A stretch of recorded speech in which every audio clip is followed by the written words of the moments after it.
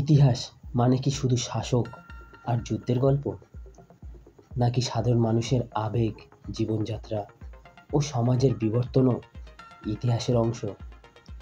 আজ আমরা জানাবো ইতিহাস ও সাহিত্যের গভীর সম্পর্ক এবং কিভাবে সাহিত্য আমাদের অতীতের আয়না। ইতিহাস সাধারণত তত্ত্ব, তারিখ ও ঘটনাবলীর সংকলন, যেখানে সাহিত্য সেই সময়ের সংস্কৃতি, অনুভূতি ও সামাজিক অবস্থা প্রকাশ করে।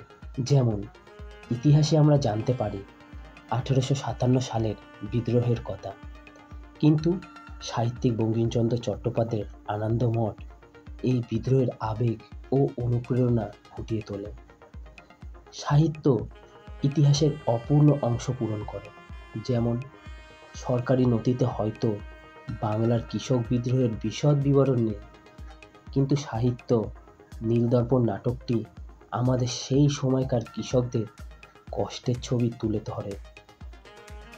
ইতিহাস মাঝে মাঝে রাজনৈতিক উদ্দেশ্যে বদলে ফেলা হয়, কিন্তু সাহিত্য সেই সত্য প্রকাশ করে যা হয়তো গোপন রাখা হয়েছিল। যেমন 1947 সালের দেশভাগের আনুষ্ঠানিক ইতিহাস একরকম, কিন্তু সুনীল গঙ্গোপাধ্যায়ের পূর্ব পশ্চিম উপন্যাস সেই যন্ত্রণা, উদ্বাস্তু জীবনের কষ্টের চিত্র তুলে ধরে।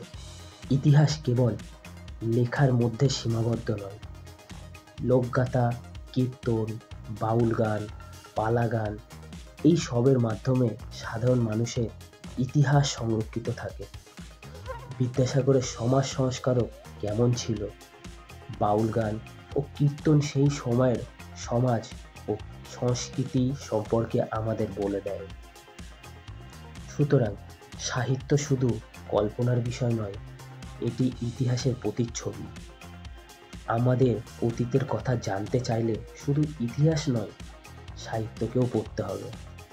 আপনার মতামত কি? ইতিহাসের সাথে সাহিত্যের সম্পর্ক নিয়ে আপনার চিন্তা ভাবনা আমাদের কমেন্টে জানান।